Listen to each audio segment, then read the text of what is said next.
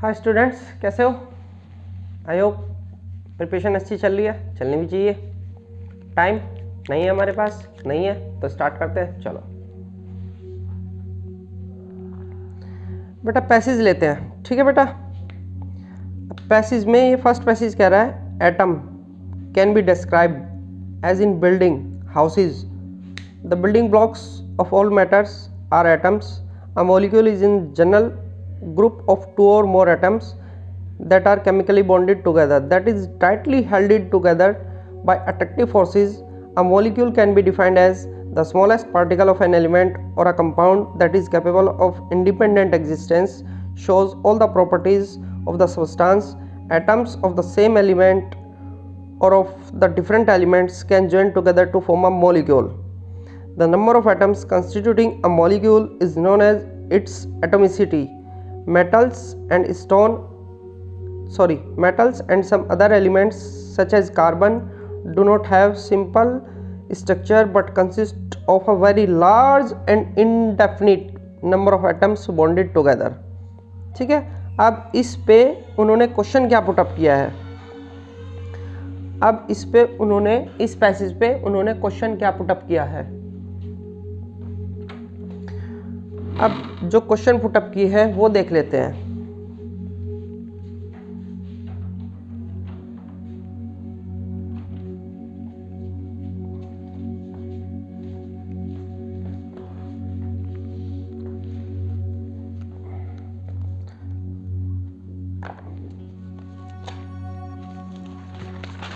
First question put up किया है बेटा, question number first.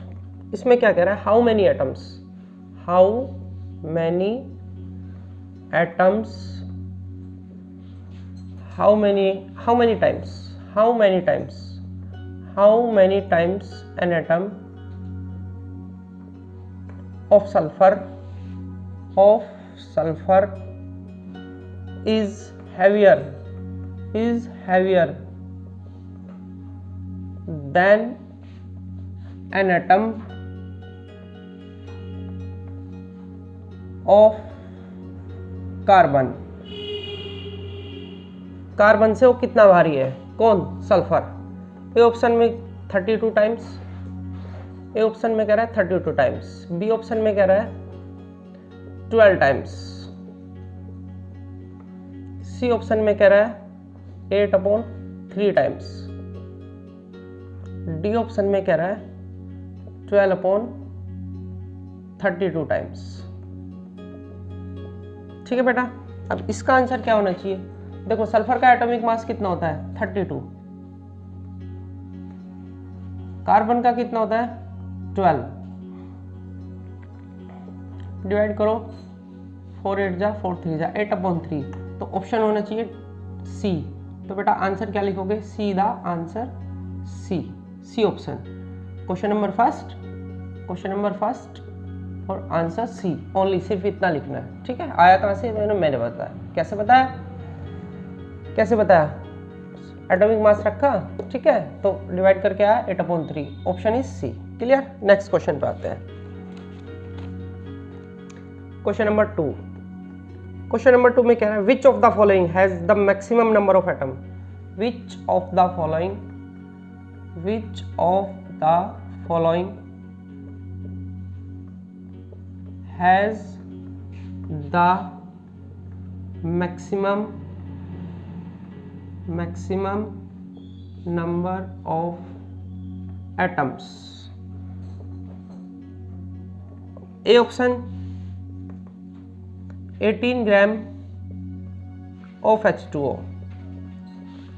B option 18 gram of O2, C opशन 18 ग्राम सबके सेम है, 18 gram of CO2 carbon dioxide, D option 18 gram of CH4 methane. इसमें पूछ रहा है कि मैक्सिमम नंबर ऑफ एटम्स किस में होंगे? 2 और 1 3 एटम हो रहे हैं, 2 एटम हो रहे हैं, 2 और 1 3 एटम हो रहे हैं, 4 और 1 5 एटम हो रहे हैं। तो ऑप्शन कौन सा होना चाहिए बेटा? डी। तो आंसर सीधा लिख दोगे D, option is D correct है। क्लियर? 2 क्वेश्चन हो गए, रब कर देते हैं, हटा देते हैं।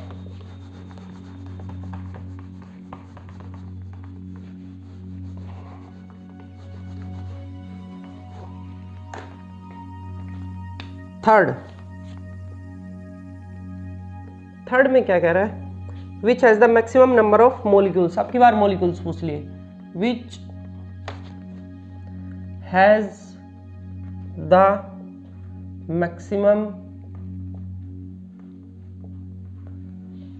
Maximum numbers of molecules.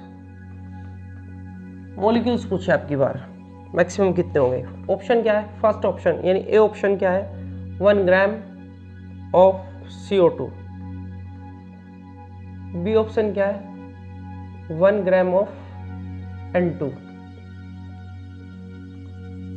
C option क्या है, 1 gram of H2, 1 gram of H2 hydrogen. D option क्या है, 1 gram of CH4, 1 gram of CH4। ठीक है बेटा, अब आपको देखना चाहिए कि इसमें क्या आंसर होना चाहिए। मॉलिक्यूल्स पूछे हैं, मॉलिक्यूल्स। ठीक है, तो खुद ट्राई करो एक बार, क्या होना चाहिए इसका आंसर।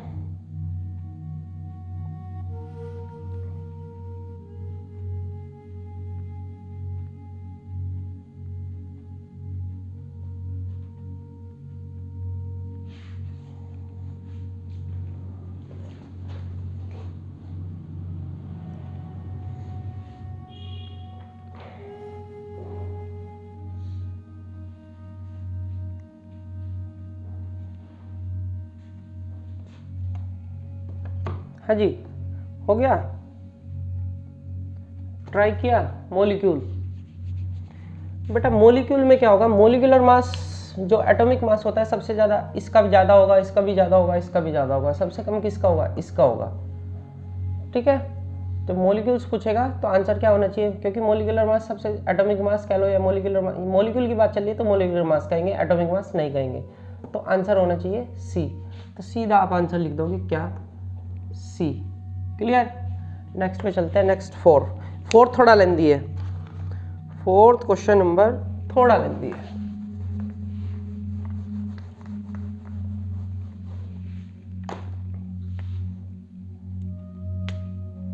फोर्थ में क्या कह रहा है बेटा,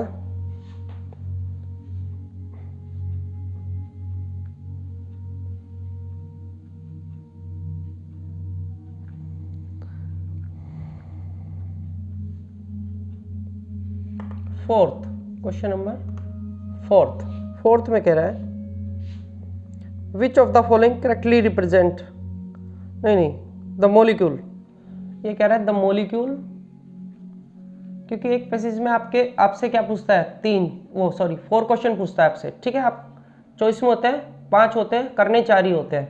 द मॉलिक्यूल हैव एटोमिसिटी, यानी एटोमिसिटी होता है, एटोमिसिटी कितने उसमें एटम्स हैं, एटोमिसिटी कितनी पूछ रहा है, एटोमिसिटी ऑफ 4। किसकी एटोमिसिटी 4 होगी, इज।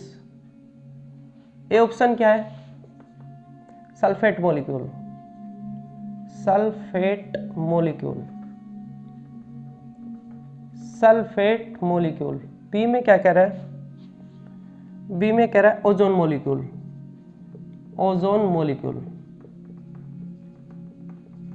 सी में क्या कह रहा है, फॉस्फोरस। अच्छा क्वेश्चन है, फॉस्फोरस मॉलिक्यूल। अच्छा क्वेश्चन है बेटा। डी में क्या कह रहा है,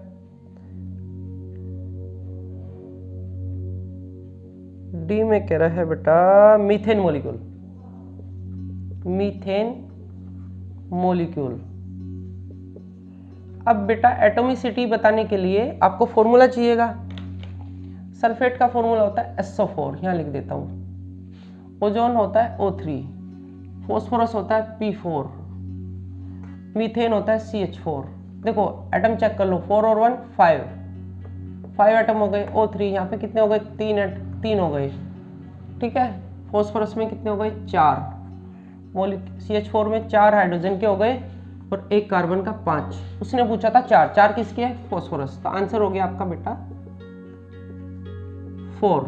आंसर सी ऑप्शन, क्योंकि एटॉमिसिटी 4 किसकी है, फॉस्फोरस की। तो आंसर हो गया आपका C, correct option C. Clear, okay. Next पे चलते हैं, नेक्स्ट पैसेज पे चलते हैं। नेक्स्ट पैसेज में क्या कह रहा है बेटा, चलो पहले पैसेज रीड कर देता हूं।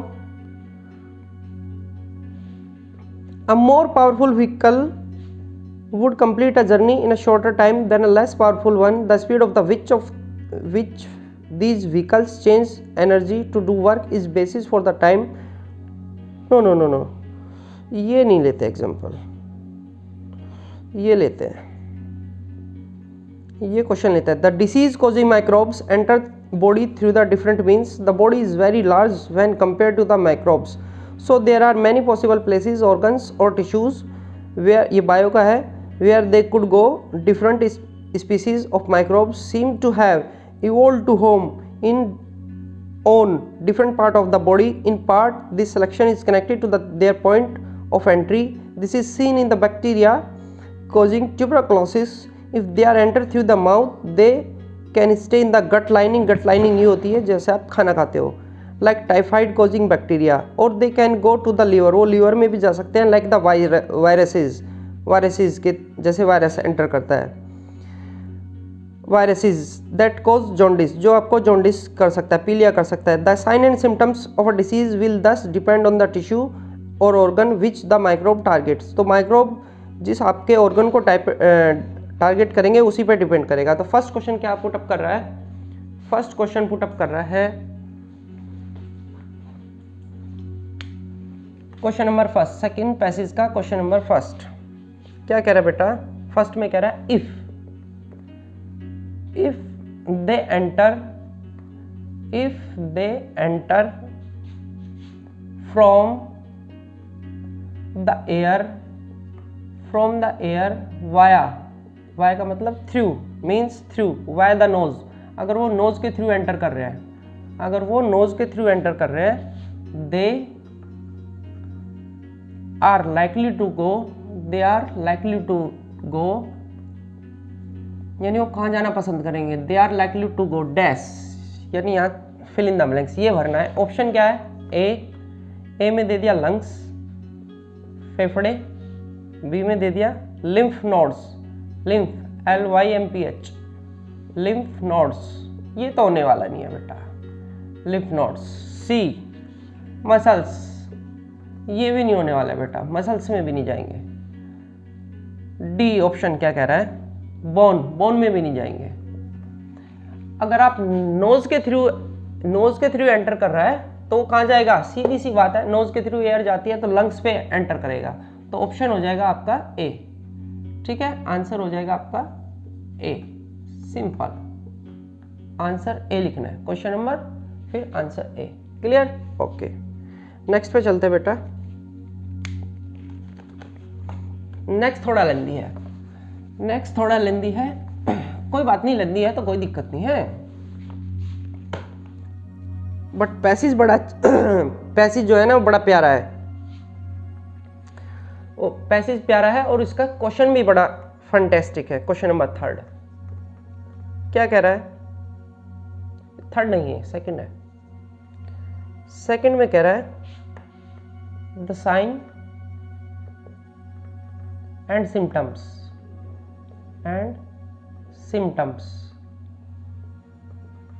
The sign and symptoms of a disease, किसी बीमारी का जो लक्षण होते हैं, of a disease will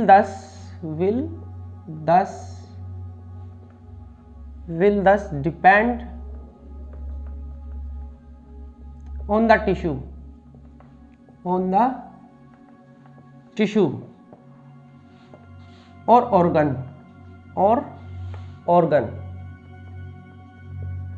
which the microbe target, microbe जिसको टारगेट करेंगे, microbe target. If the lungs are the target, ये कह रहा है कि अगर लंग्स टारगेट है, अगर वो लंग्स को टारगेट कर रहे हैं, देन सिम्टम्स, तो सिम्टम्स क्या होने चाहिए, then symptoms will be dash, यानी क्या होना चाहिए। अब इसमें इसने दे दिया फर्स्ट कफ, COGH कफ होना चाहिए, क्या होना चाहिए। सेकंड में कह रहा है ब्रीथलेसनेस, यानी उसको सांस लेने में प्रॉब्लम हो रही है, ब्रीथलेसनेस। थर्ड में कह रहा है बेटा एब्डोमिनल पेन, यानी उसके एब्डोमिनल पेन नहीं है, एब्डोमिनल स्वेलिंग है, यानी उसके पेट में सूजन आ जाएगी, स्वेलिंग। फोर्थ में क्या कह रहा है बेटा लेग पेन, यानी उसके पैरों में दर्द हो जाएगा, लेग पेन। अब यहाँ पे कह रहा है चूज द करेक्ट ऑप्शन, अब इनमें से चूज करना है। ये पूरा का पूरा यहाँ तक पैसेज ही मान के चलिए, क्योंकि आंसर देना है यहाँ से। Choose the correct option. A में क्या गिवन है, ए में गिवन है सेकंड एंड थर्ड। बी में क्या है ओनली सेकंड। सी में क्या है थर्ड एंड फोर्थ। डी में क्या है, डी ऑप्शन कह रहा है फर्स्ट एंड सेकंड। ठीक है बेटा, तो सोचिए इसमें क्या होना चाहिए।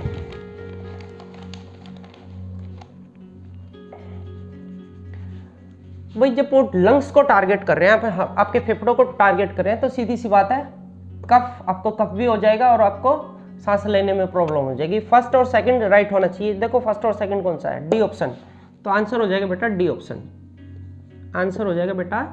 D option, clear. ओके, आगे चलें, आगे चलते हैं।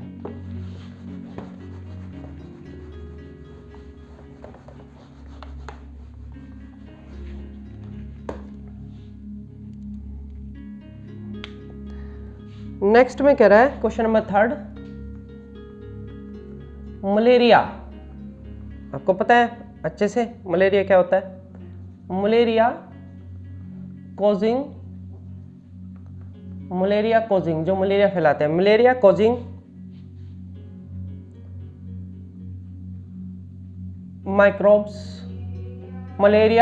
माइक्रोब्स एंटर थ्रू, कहां से एंटर करते हैं, एंटर थ्रू।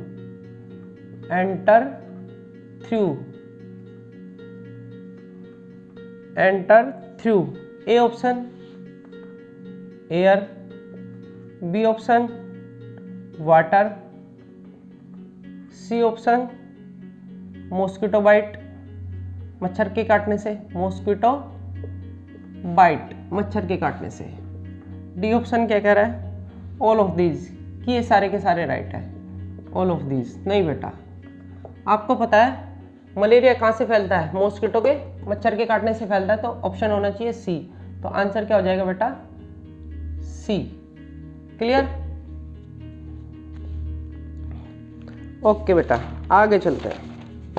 नेक्स्ट क्वेश्चन पहले की तरह है, थोड़ा सा लेंदी है, कोई दिक्कत नहीं है, इसको हटा देते हैं। Question number fourth,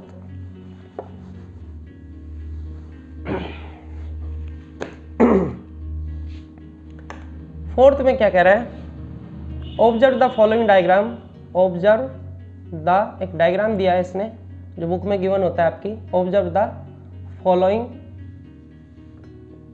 diagram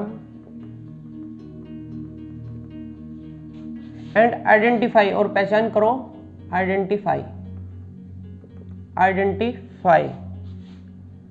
the various, यानी अलग अलग तरीके, वेरियस मोड अलग अलग तरीके, वेरियस मोड ऑफ ट्रांसमिशन, फैलने के अलग अलग तरीके, ट्रांसमिशन ऑफ डिसीज, बीमारी के फैलने के अलग अलग तरीके, disease from an infected person, from an infected person, एक बीमार व्यक्ति से, to from an infected person to a healthy person, to a healthy person, एक स्वस्थ व्यक्ति, हेल्दी पर्सन, हेल्दी पर्सन यानी स्वस्थ पर्सन जो होता है, स्वस्थ व्यक्ति जो होता है। अब इसमें क्या कह रहा है, A direct contact, direct contact, B indirect contact, indirect, indirect contact, indirect contact, DIRECT, indirect contact. C में क्या बोल रहा है बेटा, मॉस्किटो बाइट, फिर आ गया मॉस्किटो बाइट, मच्छर के काटने से। और डी ऑप्शन में क्या कह रहा है बेटा, ऑल ऑफ दिस, सभी के सभी, ऑल ऑफ दिस। सोचो क्या होना चाहिए, ऑल ऑफ दिस। जो बीमारी फैलेगी बेटा इन्फेक्टेड पर्सन से हेल्दी पर्सन पे, वो डायरेक्ट कॉन्टैक्ट से भी फैल सकती है, इनडायरेक्ट से भी फैल सकती है और मॉस्किटो बाइट से भी फैल सकती है। तो all of this correct option. तो आंसर क्या होगा बेटा, आंसर हो जाएगा आपका डी। क्लियर। तो आपके चारों क्वेश्चन, इसके इस पैसेज के चारों क्वेश्चन कंप्लीट हो गए। ठीक है, ओके। नेक्स्ट पैसेज लेते हैं। बड़ा ही अच्छा पैसेज था, why do we fall ill का बड़ा ही अच्छा पैसेज था। ठीक है, ओके। नेक्स्ट पैसेज में क्या कह रहा है, दो पैसेज हो गए। नेक्स्ट पैसेज में क्या कह रहा है, बायो से रिलेटेड है। The plasma membrane of the outermost covering of the cell that separates the content of the cell from its external environment. The plasma membrane allows or permit the entry and exit of the some material in and out of the cell through the osmosis and diffusion. Osmosis is the passage of water from a region of high water concentration through a selectively permeable membrane to a region of lower water concentration till equilibrium is reached. If the medium has exactly the same water concentration as the cell, there will be no net movement of water across the cell membrane. Osmosis is a special case of diffusion through a selectively permeable membrane.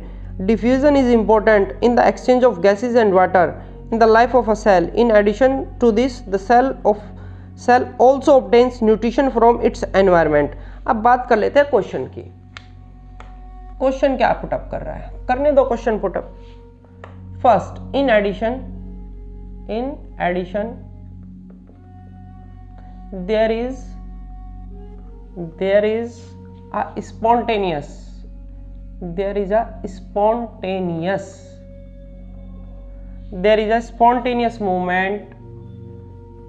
is a spontaneous movement of a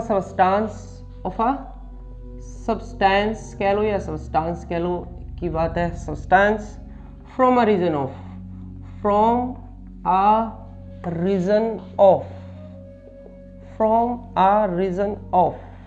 dash छोड़ दिया, आगे continue कर रहा है। Concentration from a concentration to a region of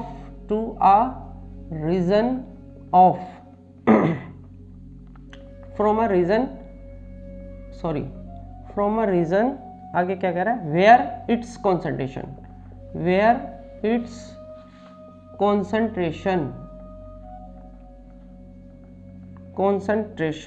is, फिर dash दे दिया। ठीक है, यानी दो बार दिया है आपकी बार। अब क्या कह रहा है, ए हाई लो, यानी वहाँ हाई और वहाँ लो, ये कहना चाह रहा है कि पहले में हाई आएगा दूसरे में लो आएगा। बी ऑप्शन में क्या कह रहा है बेटा, लो हाई, कि पहले में लो आना चाहिए और दूसरे में हाई आना चाहिए। क्लियर। सी ऑप्शन में क्या कह रहा है, हाई हाई, कि दोनों में हाई हाई आना चाहिए, दोनों में क्या आना चाहिए, हाई हाई आना चाहिए। और डी ऑप्शन में कह रहा है कि दोनों में लो लो आना चाहिए, लो लो आना चाहिए। ये कहना चाह रहा है, यस यही कहना चाह रहा है। देखो बेटा आपको पता है जो मेम्ब्रेन होती है वो वाटर को मूव कराते हैं high concentration to low concentration, high से लो पे मूव करता है। तो पहले हाई आना चाहिए फिर लो आना चाहिए, हाई और लो कहाँ है, A option is correct. Answer सीधा आपका आ जाएगा A option. Clear, A option clear, सीधा लिखना है। फर्स्ट आपका हो गया, एक क्वेश्चन हो गया, इसको हटाते हैं, सेकंड पे आते हैं बेटा। बायो का क्वेश्चन है, अच्छा क्वेश्चन था, मेम्ब्रेन के बारे में था, पता होना चाहिए मेम्ब्रेन के बारे में। सेकंड में क्या पूछ रहा है, क्वेश्चन नंबर सेकंड में पूछ रहा है the plasma membrane, the plasma membrane, the plasma membrane is flexible, कि वो फ्लेक्सिबल होती है, फ्लेक्सिबल होती है, and is made up of, and is made, और किससे बनी होती है, मेड अप ऑफ, ये भी वही है दूसरे टाइप का। फर्स्ट दे दिया प्रोटीन्स, ठीक है। सेकंड में कह रहा है लिपिड्स, थर्ड में कह रहा है फैट, फोर्थ में कह रहा है कार्बोहाइड्रेट्स।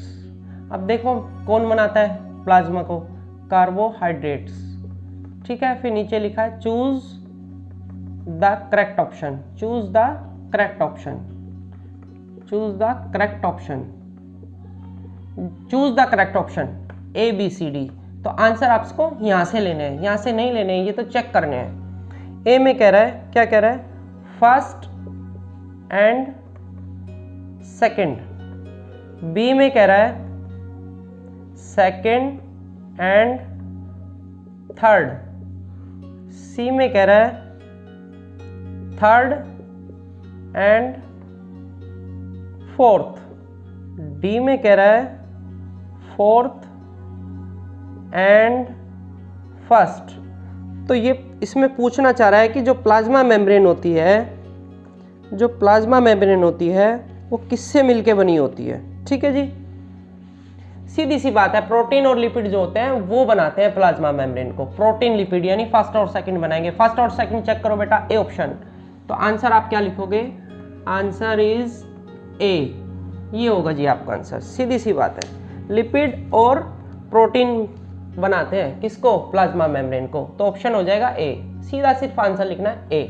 क्लियर, ये पूरा पैसेज था, आंसर आना है सिर्फ ए, और कुछ नहीं लिखना है कि दिस, ए के आगे फर्स्ट एंड सेकंड, कुछ नहीं, सिर्फ ऑप्शन ए। ओके, आगे चलते हैं, क्योंकि पैसेज में बेटा आंसर दिए जाते हैं ए बी सी या डी की टर्म्स में, बस ओनली, कुछ नहीं करना होता है।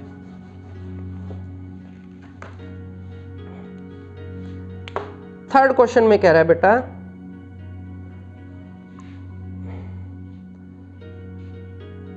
थर्ड में क्या कह रहा है,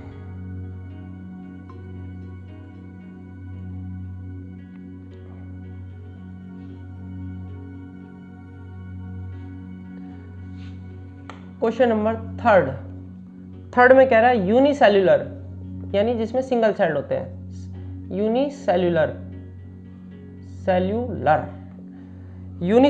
fresh water organism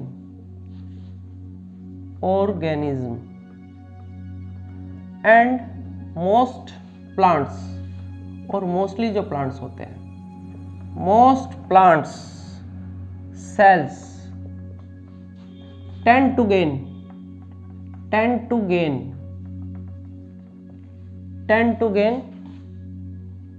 water through ये ऑप्शन दिया है ऑस्मोसिस, कि वो ऑस्मोसिस के थ्रू लेते हैं वाटर। ये कह रहा है कि यूनिसेल्युलर ऑर्गेनिज्म और जो मोस्टली प्लांट सेल होते हैं, ठीक है, वो वाटर किस प्रोसेस से लेते हैं, A option osmosis, B diffusion, C absorption, ठीक है बेटा, एब्जॉर्प्शन, और डी ऑप्शन कह रहा है, क्या कह रहा है डी ऑप्शन में, नन ऑफ दीज, कि इनमें से कोई नहीं है, नन ऑफ दीज। देखो बेटा वो किस प्रोसेस से लेते हैं, ना डिफ्यूजन से लेते हैं, ना एब्जॉर्प्शन से लेते हैं, ना none of these, none of these तो होने ही नहीं, ऑस्मोसिस से लेते हैं, ए ऑप्शन। तो आंसर सीधा आपका होना चाहिए आंसर ए। क्लियर बेटा, 3 क्वेश्चन आपके हो गए, ठीक है, ओके।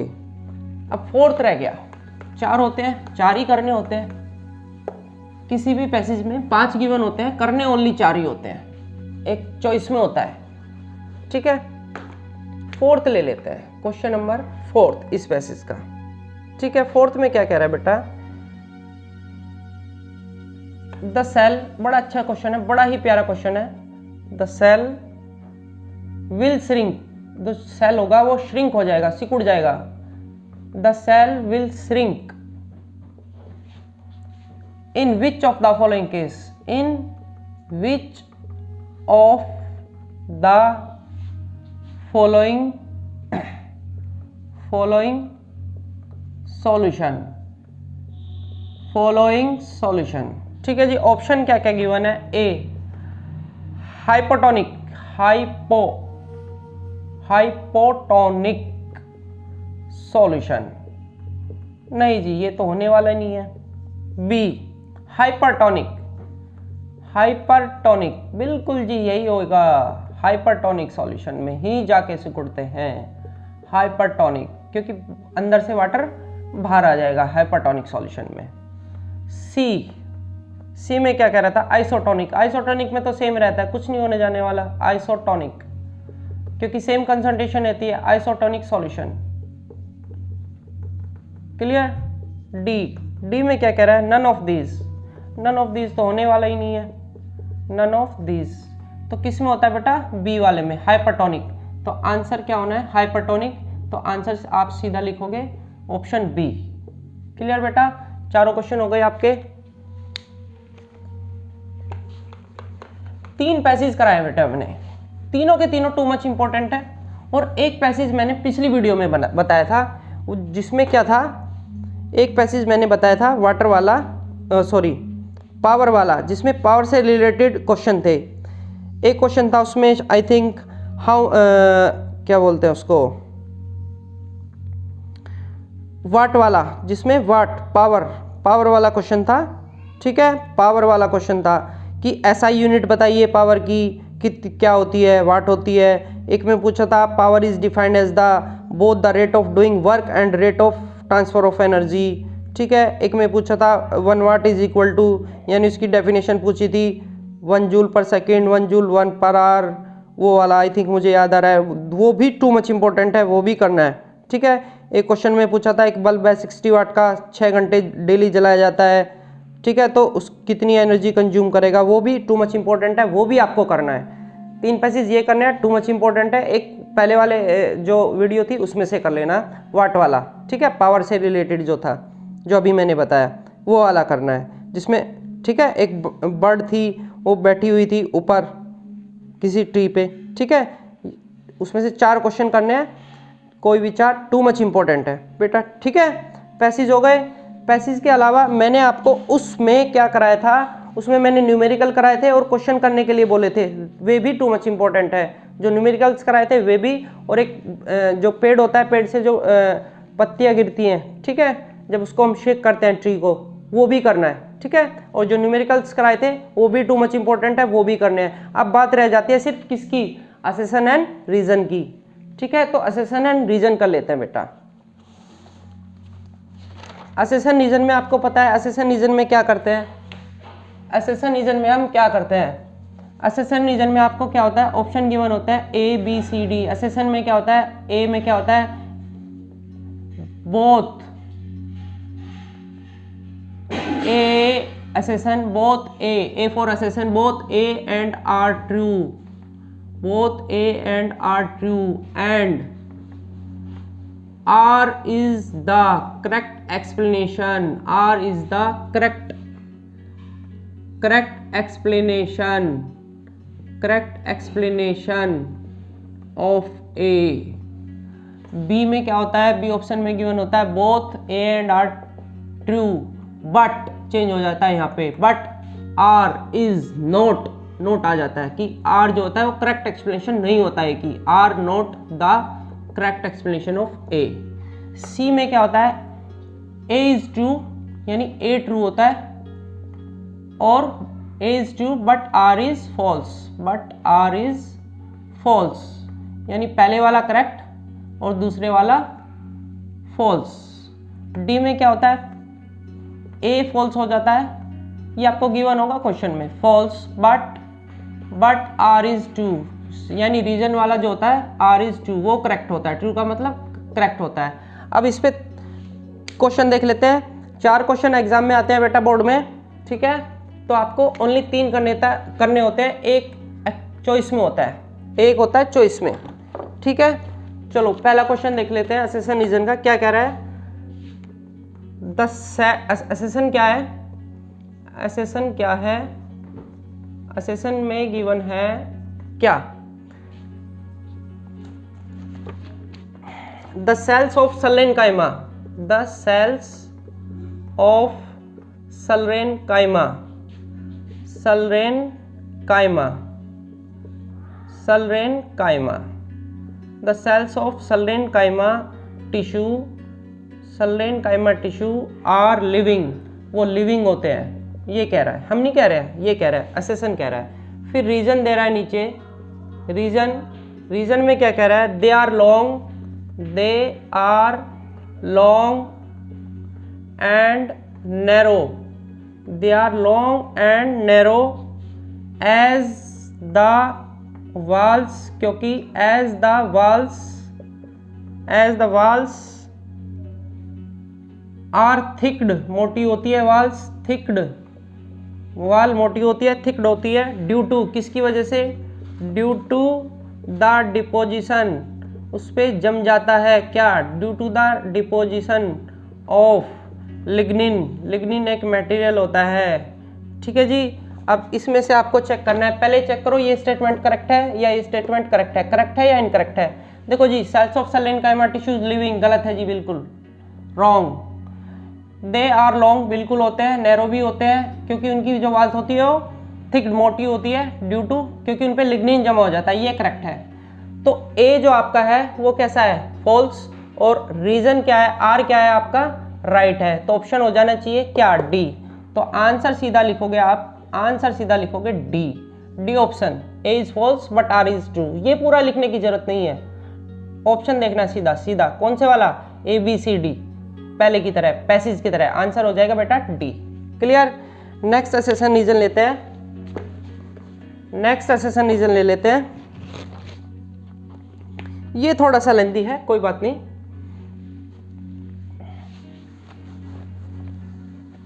असेसन में क्या गिवन है, द फर्स्ट लॉ ऑफ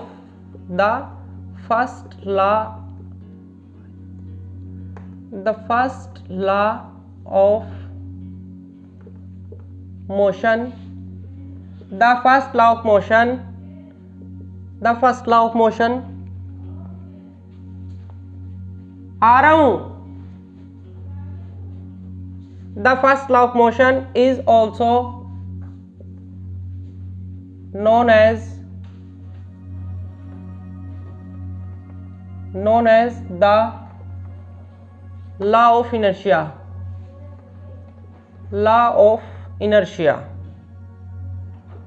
ये कह रहा है कि जो फर्स्ट लॉ ऑफ मोशन होता है वो लॉ ऑफ इनर्शिया के नाम से भी जाना जाता है, लॉ ऑफ इनर्शिया। अब रीजन में क्या कह रहा है, रीजन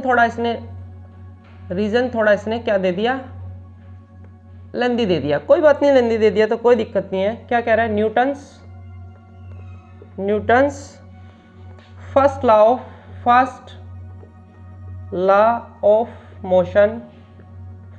ऑफ मोशन स्टेट्स कि न्यूटन फर्स्ट लॉ क्या कहता है, states that a body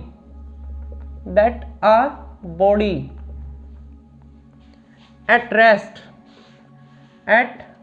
rest, वो रेस्ट में है, will remain at rest, will remain at rest and a body in motion will continue in motion, वो मोशन में ही रहेगी, in a straight line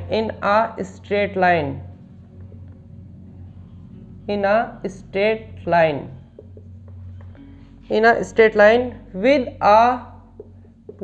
a uniform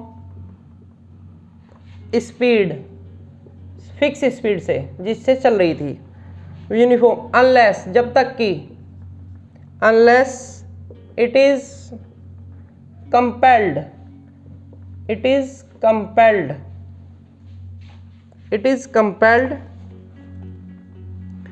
by an external force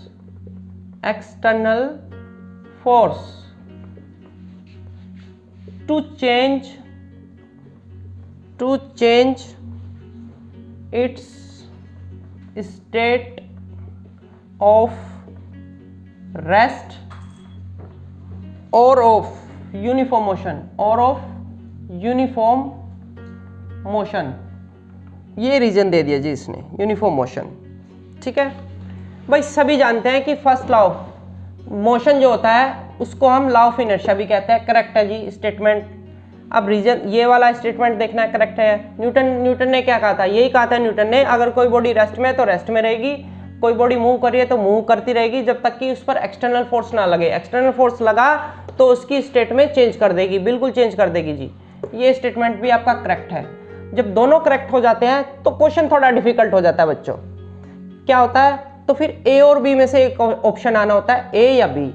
अब ये देखो कि ए और बी में से एक आंसर आना है, तो अब ये चेक करो कि आर जो है वो, इसको क्वेश्चन मान लो, इसको आंसर मान लो कि ये इस आंसर जो है ये इसका करेक्ट आंसर है या नहीं है, ये इसकी करेक्ट एक्सप्लेनेशन है या नहीं। बिल्कुल है जी, इसको लॉ ऑफ इनर्शिया इसीलिए तो कहते हैं, इसकी वजह से। तो ऑप्शन हो जाएगा बेटा ए, ऑप्शन हो जाएगा ए। तो सीधा लिखना है आंसर ए।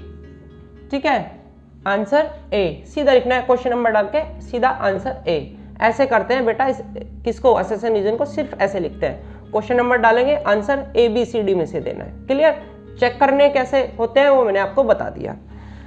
अब थर्ड ले लेते हैं बेटा, थर्ड ले लेते हैं, असेसन रीजन थर्ड ले लेते हैं। थर्ड में क्या कह रहा है बेटा, चलो जी थर्ड भी देख लेते हैं। थर्ड कह रहा है, question number third,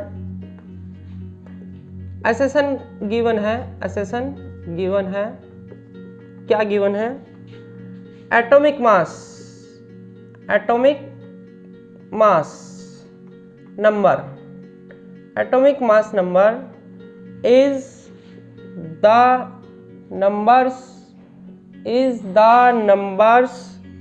of protons, is the number of protons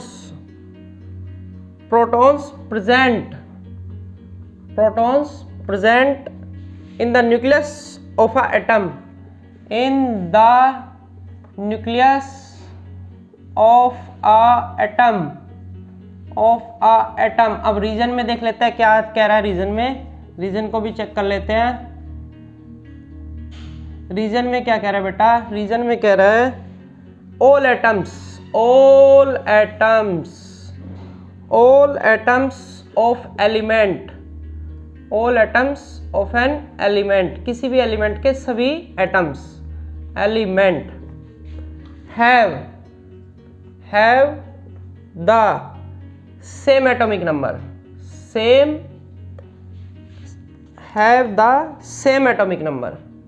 have the same atomic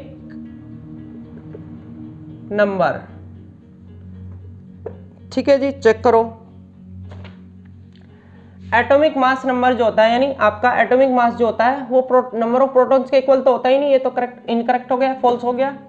all atoms of an element, किसी भी एलिमेंट के जितने एटम्स होते हैं उनका एटॉमिक नंबर सेम होता है, ये बिल्कुल करेक्ट है जी। तो क्या हो गया, A is false, R is true, A is false, R is true, option होना चाहिए डी। तो सीधी सी बात है, आंसर आ जाएगा आपका डी। क्लियर बेटा? फिर रिपीट कर रहा हूं, 3 पैसेज करा दिए मैंने, 3 एसेशन रीजन करा दिए। टू मच इंपॉर्टेंट है, आपको करने हैं, ठीक है, टू मच इंपॉर्टेंट है। जो न्यूमेरिकल्स पहले उसमें कराए थे फर्स्ट वीडियो में, न्यूमेरिकल और जो क्वेश्चंस कराए थे पैसेज को छोड़ के, एक पैसेज करना है, वो टू मच इंपॉर्टेंट है, वाट वाला, जो मैंने आपको बताया वाट वाला, ठीक है, पावर से रिलेटेड जो क्वेश्चंस थे जिसमें वो, और 3 पैसेज ये जो आज कराए हैं, ये चारों इंपॉर्टेंट है। और पहले पीरियड में और एसेशन रीजन भी करने हैं जो आज कराए हैं, ठीक है। और फर्स्ट लेक्चर में मैंने आपको क्या कराया था, जो न्यूमेरिकल्स कराए थे वो सब करने हैं, ठीक है, और जो क्वेश्चंस बताए थे वो सब करने हैं, ठीक है। अब लाइक, सब्सक्राइब, सी यू, आगे मिलते हैं।